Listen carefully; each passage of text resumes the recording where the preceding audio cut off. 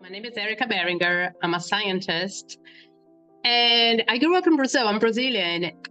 But I grew up in Rio, which is very, very far away from the Amazon where I am right now. And the Amazon was always this far away place that occupies this space in the collective imaginary of Brazilian people, but you don't really know how things actually are. Ecologically speaking, socially speaking, economically speaking. So that's what drove me to go there, is to understand this big unknown part of my country. It's to fireproof the Amazon, is to have an Amazon rainforest without forest fires. And that's really important because the Amazon did not co-evolve with fires as other ecosystems have. Like, for example, forests in California and savannas across the world, forests in the Mediterranean, they have co-evolved with fire, so they have mechanisms for being resilient to fire. The Amazon, as the name says, it's a rainforest. So it's really humid and fire cannot propagate itself.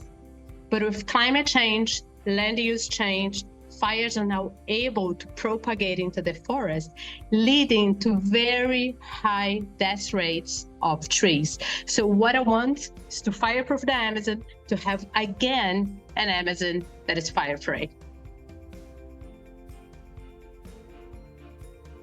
The big bet principle that I'm mostly connected with is the unlikely partnerships. And that's because fires in the Amazon, they are not only a scientific and an ecological problem, which is something that, of course, it's my area of expertise.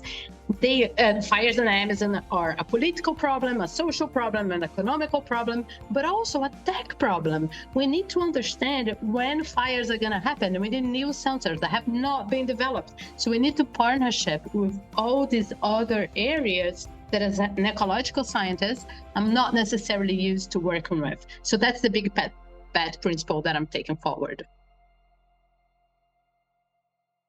When I started my PhD, I was working in different types of forests that have been affected by different human-driven disturbances, like selective logging and like fires.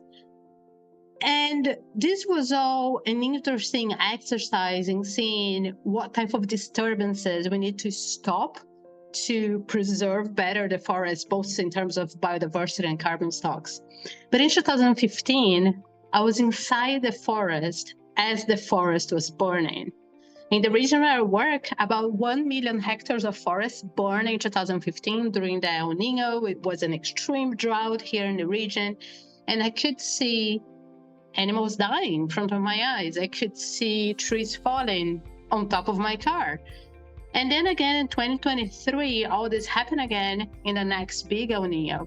And actually, I developed pneumonia during the El Nino due to the smoke of fire inhalation during fire combat and during research. And all this combined, these years of experiences working with the impacts of fires, but also being in the front line of fires, and then finally having my own personal health affected by it, led me to have a big bet on fireproofing the Amazon. Just jump in.